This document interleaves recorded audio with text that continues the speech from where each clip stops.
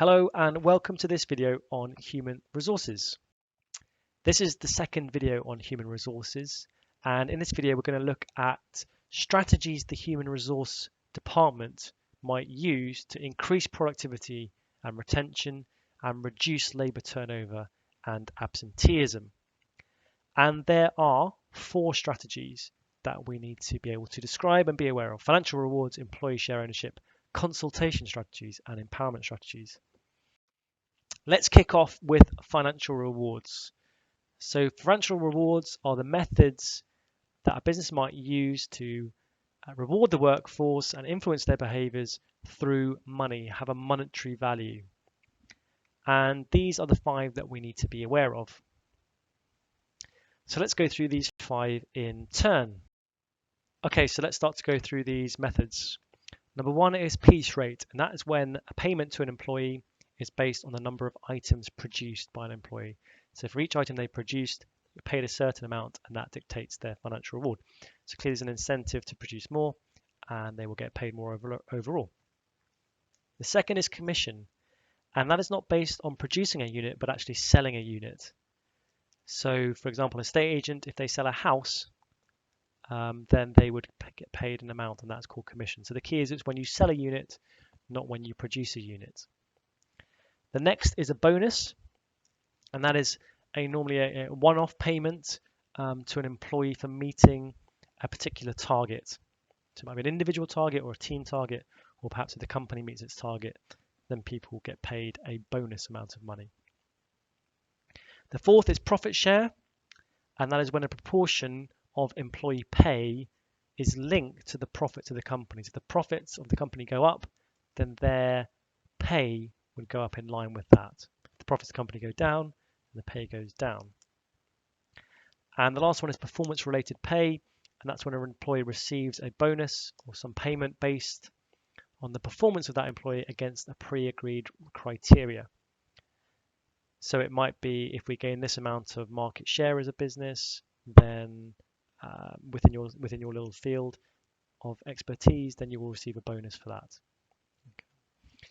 Now the key is whether we can link these methods of motivation to our 4 ways in which the HR department manage staff performance. So we need to make sure we're confident that we could explain the link between commission and labour turnover, or the link between profit share and absenteeism. So for example, profit shares, the company is incentivizing employees to turn up to work to contribute to the profits of the company so that they will earn more money. This in turn should reduce the level of unauthorized absenteeism. Okay, so we need to be able to link these items on the left with these items on the right.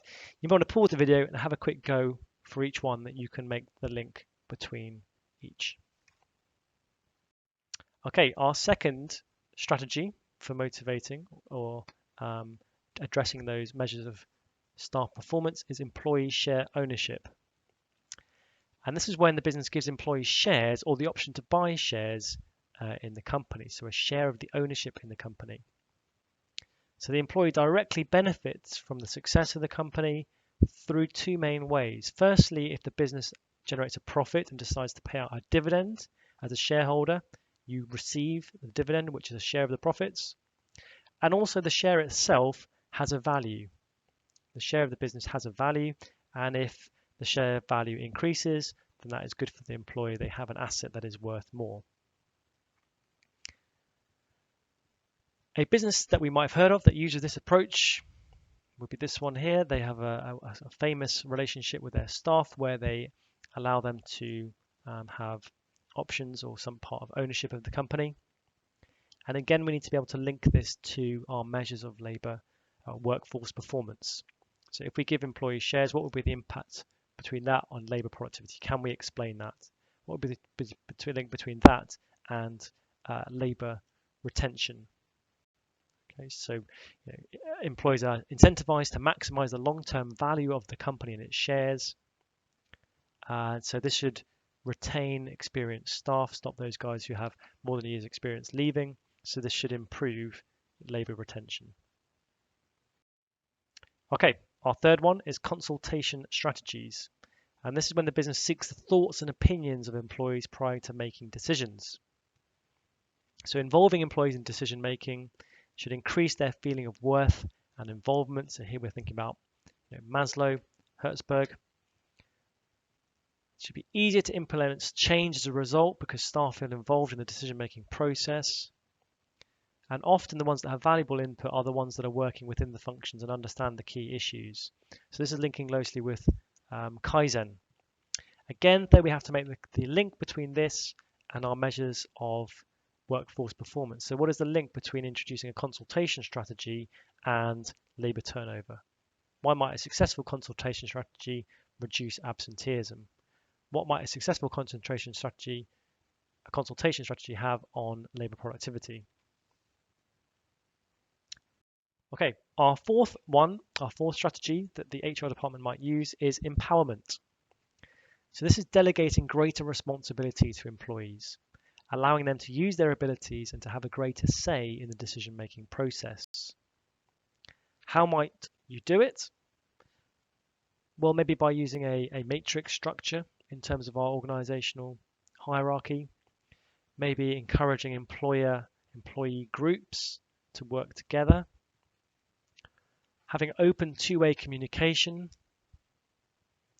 and allowing staff to have meetings and forums where they can discuss what's going on and have a greater say in the decision-making process.